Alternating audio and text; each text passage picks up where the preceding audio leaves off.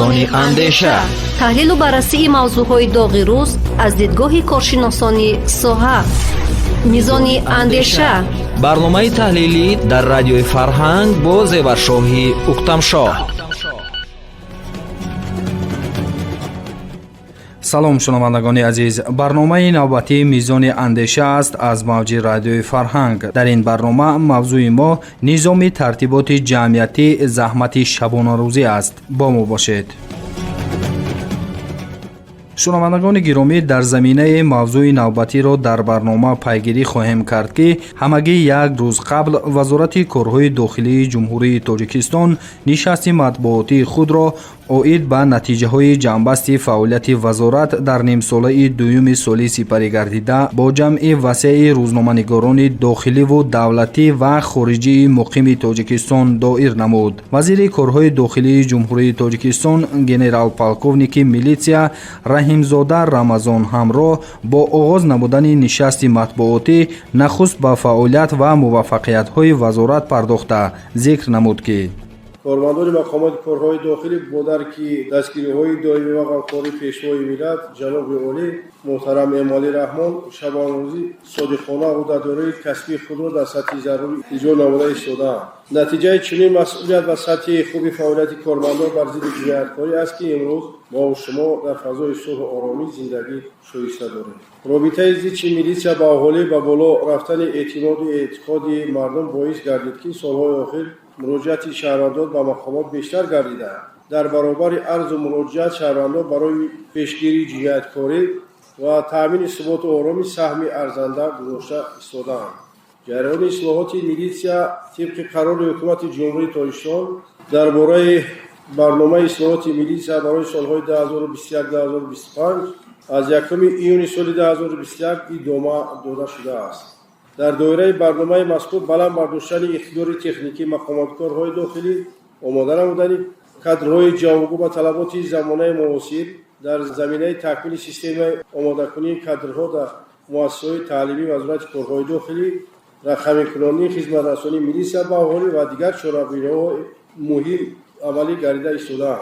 این است که سالهای اخیر توجه به باوری شهروندان و مقامات کارهای داخلی زیاد گشته. در دوره حساباتی سال سپری گشته بیش از 170,000 مراجعات شهروندان به خیر گرفته شده است.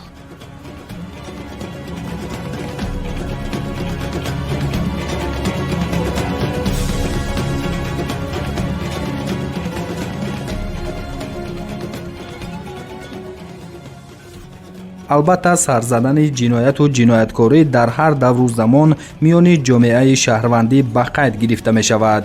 рамазон раҳимзода вазири корҳои дохилии мамлакат иттилоъ дод ки дар радифи давлатҳои иттиҳоди давлатҳои мустақил дар Тоҷикистон сатҳи ҷинояткорӣ кам ба қайд гирифта шудааст. مقامات کارهای داخلی به هر یک مراجعت‌های آنها توجه خاصه نمودند. برای برطرف نمودن مشکل‌ها و پورا خانه نمودن ارز آنها تمام چاره‌ها را می‌اند. این است که همه مراجعاتی وارد گردیده طبق ترتیب بررسی گردیده. شماره زیادی آنها یعنی بیش از 150,000 مراجعات شهروندان حل مثبت خود را یافته‌اند. امروز فعالیت تلفن باوری وزارت و ریاست‌های آن در ولایت‌های بدخشان، سوخت، ختلان، شهر دوشنبه منطقه و ناحیه رشت ثمراناک برآ مانده شده. در سال 2022 با تلفن باوری وزیر کارهای داخلی و علامخای مدد بیش از 30,000 مراجعات وارد گردیدند. محترم نمایندگان واسطه اخباری آمد، در جمهوری سال 2022 از جانب همه سوبیکت‌های با خریدگیری به حسابگیری 22,681 جنایت به حساب گرفته شده است که شده‌شوی جنایت‌ها 76.7% را تشکیل می‌دهد. از شماره نامبر شده در جمهوری به حساب گرفته شده 14,612 حالت آن از طرف مقامات کارهای داخلی آشکار کرده شده که شماره زیاده از 3,200 تا آن جنایت‌های وزین می‌باشد. شده‌شوی جنایت‌ها از جانب مقامات کارهای داخلی 82.3% را تشکیل می‌دهد. باید قید نمود که سطح جنایتکاری در قیاس با دیگر دولت‌های اعضای اتحاد دولت‌های مستقل در سطح پستری قرار دارد.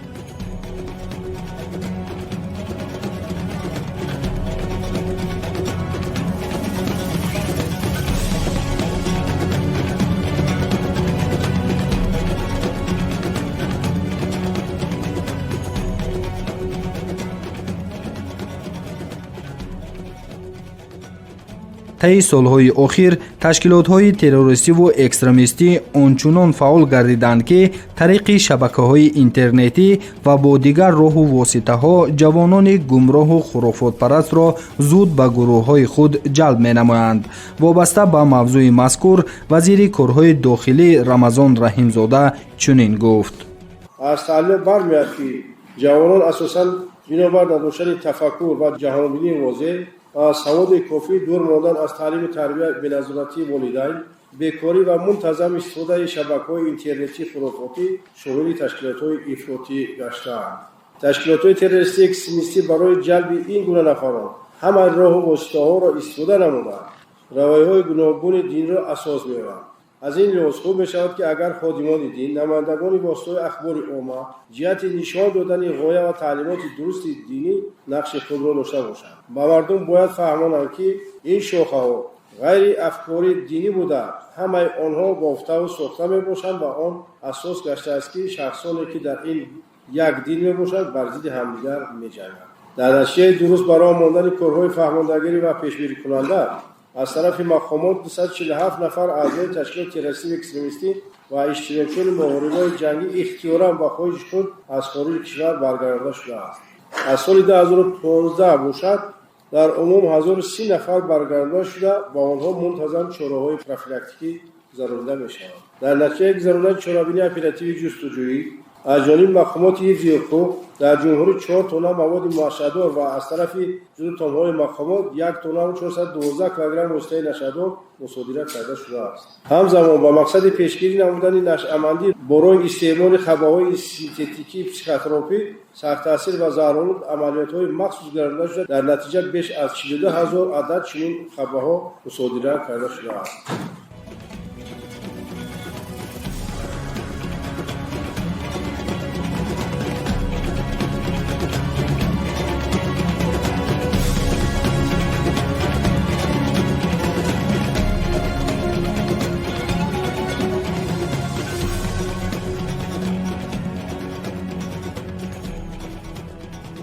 قانون جمهوری تاجیکستان درباره تنظیم عنعنه و جشن و مراسم در جمهوری تاجیکستان تقاضای رشد جامعه، عنعنه و جشن و مراسم را تنظیم نموده به حفظ ارزش‌های اصلی فرهنگی ملی و احترام به سنت‌های مردمی برای بلند برداشتن سطح اجتماعی و اقتصادی حیات شهروندان جمهوری تاجیکستان روانه گردیده است.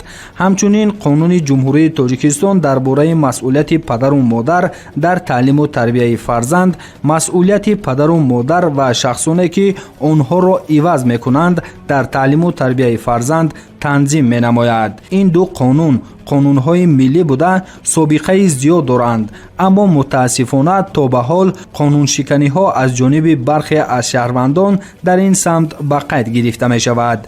وزیر کارهای داخلی جمهوری تاجیکستان گنرال پالکونیک میلیتسیا رمضان رحیمزاده در سمت رعایت نکردن این دو قانون ملی چنین گفت: اوید بر رعایت نکردن طلبات قانونگذاری جمهوری تاجیکستان در سمت تنظیم عنعنه و جشن مراسم‌ها 450 حالت به قید گرفته شده. پرونده حقوق غیرقانونی مأموری آغاز کرده شده.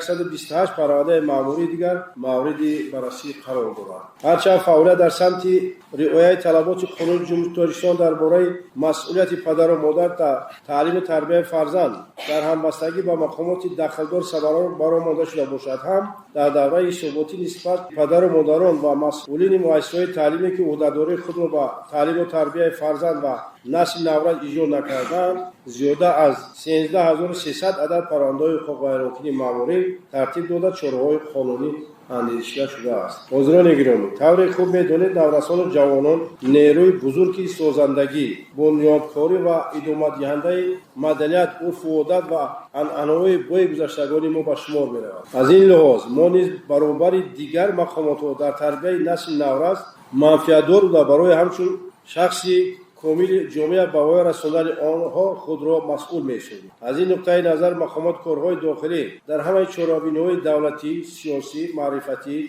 مدنی و غیر جوانان را بیشتر جلب نموده از دانش، ملکه و امکانات سازندگی آنها همچون نمونه برای دیگر نسل نورس استفاده می‌نمایند. در مؤسسه‌های تعلیمی منتظم به خوانندگان و دانشجویان با خوری و صحبت‌های سودمند انجام داده می شود. امروز نوجوانان و جوانان احتیاج به تربیت راهنمایی و رهبری دارند. طور تحلیل نشان می‌دهد حالا هم صادرشوی جنایت و حقوق ویرانکنی در بین آنها جای دارد. از طرف نابالغان در عموم 737 جنایت به قید گرفته شده است و از طرف جوانان باشد 3570 جنایت صادر کرده شده. باعث تأسف است که جوانان و در بعض حالات جوان دختران از نظارت والدین و تعلیم و تربیت دور ماندند تا به وقتی شب در مرکزهای دلخوشی، دیسکو کلوب‌ها و دیگر جایهای دلخوشی مشغول گردیده نوشابه‌های اسپریتی و موادهای مخدر استعمال می‌نمایند. نابالغان در مرکزهای اینترنتی با تماشای فیلم‌های افراطی و بازی‌های خصوصیتی زورآوری داشتن مشغول می‌شوند که البته با حیثیت معنوی و حالت روحی به تاثیر نمی‌مانند. تحلیل نشان می‌دهد که در بعضی حالت‌ها پدر و مادران از غمخوری و دلسوزی به فرزندان خود از معیار زیاد مبلغ می‌دهند و صرف منبعد آنها را نظارت نمی‌برند که در نتیجه نوجوانان جوان به چنین کردارهای بد دست می‌زنند. همه این حالت‌ها واقعیت به ویران گشتن اخلاق نسل نو است و در اصل باعث در آینده جنایت صادر کردن آنها می‌گردد.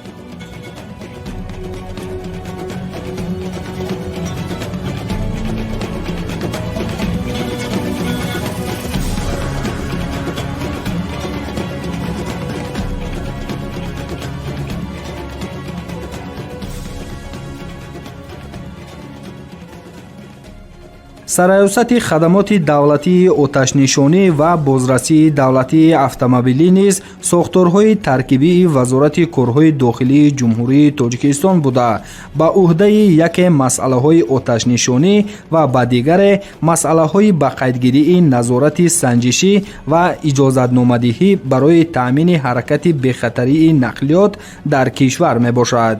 وزیر کارهای داخلی جمهوری تاجیکستان گنرال پالکوونیک میلیسیا رحیمزاده رمضان همراه وابسته به این شکل قانونشکنی‌ها در دوره حساباتی میگوید که در نتیجه ساختارها 19 نفر شهروندان فوتیده از کام ساختار زیاده 1853 نفر شهروندان نجات و مبلغ بیش از 800 میلیون سومانی مال و ملک دولتی و شخصی امین نگاه داشته شده است.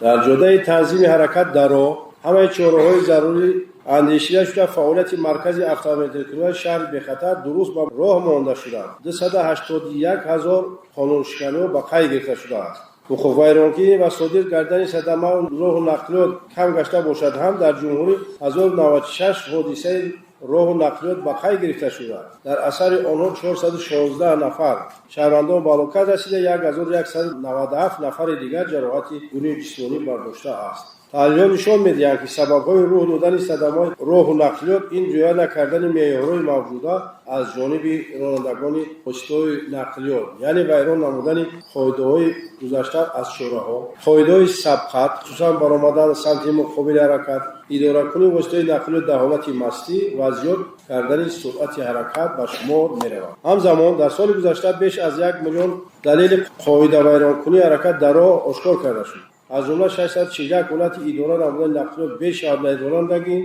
1521 دلیل اداره نقلیات در حالت مستی با آینه‌های سیاه کرده شده 1148 به علامت قید دولتی 3187 با رقم‌های بیگانه 381 استفاده نقلیات دولتی واقعیت شخصی 166 و غیرها آشکار کرده شد.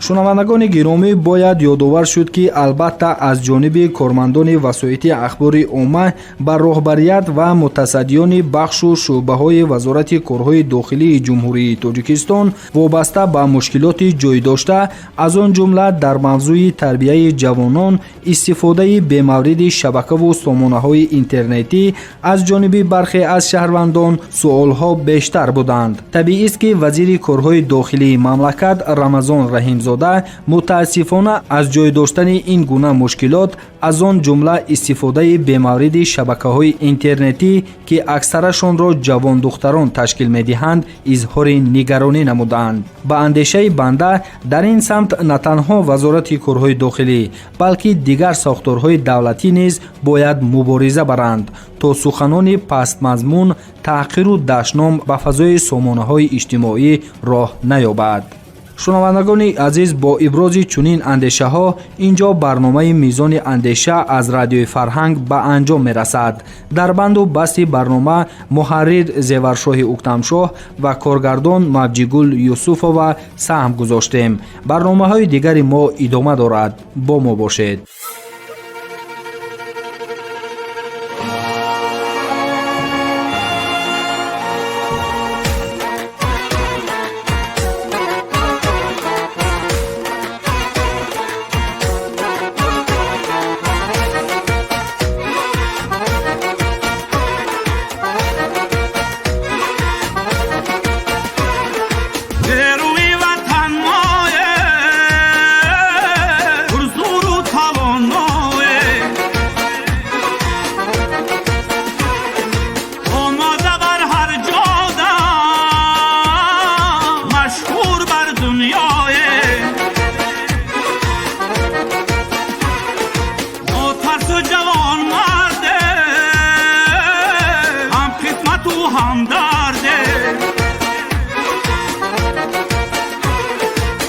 کشوری اجدادی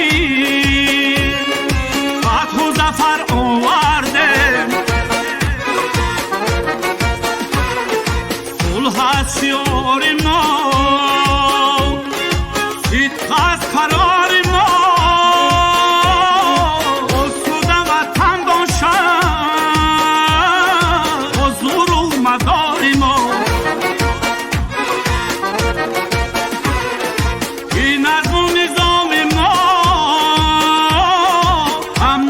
مقام ما ناموسی وطنداری آدم کرد مرام ما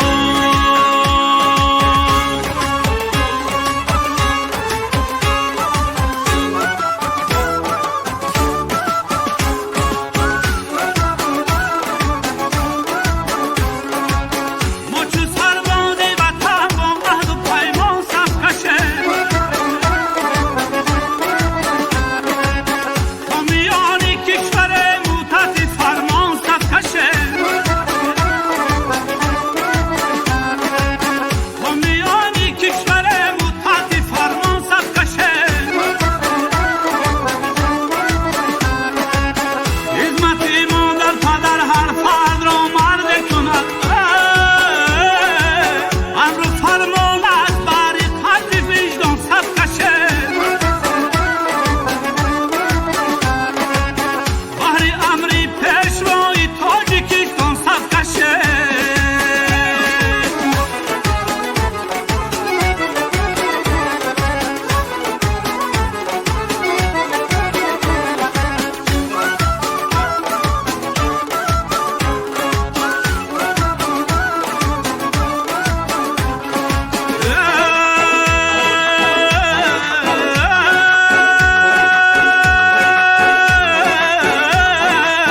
آنو آسایش بود رشد و نموی کشورم بهر نسل نونسو آینده رخشان صفکشه جون فدایان ما مردان باننگی وطن بهر پاسی خاطری بیگذشت یاران صفکشه